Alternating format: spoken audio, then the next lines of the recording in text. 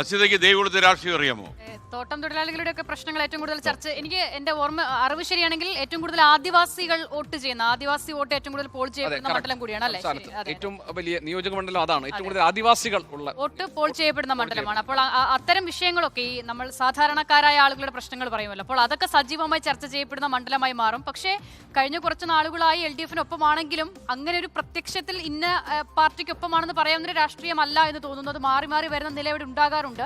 എന്തായാലും രാജേന്ദ്രന്റെ സ്ഥാനാർത്ഥിത്വം തന്നെയാണ് ഇത്തവണ ആ മണ്ഡലത്തിന്റെ കൗതുകം എസ് രാജേന്ദ്രന്റെ സ്ഥാനാർത്ഥിത്വം. കാരണം ആ മണ്ഡലത്തെ ദിലീപ് പറഞ്ഞ പോലെ 2006 മുതൽ 2021 വരെ 15 വർഷക്കാലം ആ മണ്ഡലത്തിൽ വളരെ സ്വാധീനം ഉണ്ടാക്കിയ ആളാണ് എസ് രാജേന്ദ്രൻ. അപ്പോൾ എല്ലാ നൂക്ക് ആൻഡ് കോർണേഴ്സ് രാജേന്ദ്രൻ അറിയാം, പിന്നെ തോട്ടം തൊഴിലാളികളുടെ പ്രശ്നം അറിയാം, അതൊക്കെയുണ്ട്. അതൊക്കെയാണ് NDAക്ക് ആത്മവിശ്വാസം നൽകുന്നത്. പക്ഷേ കഴിഞ്ഞ തവണ A രാജയായിരുന്നു അവിടെ ജയിച്ചത്. അപ്പോൾ LDF-നെ സംബന്ധിച്ച് അവിടെ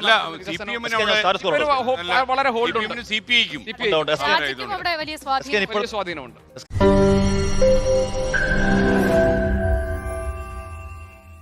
ലോകത്തെവിടെയായാലും ഏത് സമയത്തും 24 വാർത്തകളും ഓഗ്മെന്റഡ് റിയാലിറ്റി പാക്കേജുകളും എക്സ്പ്ലെയിനറുകളും വിശദമായി കാണാൻ ഞങ്ങളുടെ YouTube ചാനൽ നിങ്ങൾക്ക് സബ്സ്ക്രൈബ് ചെയ്യാം.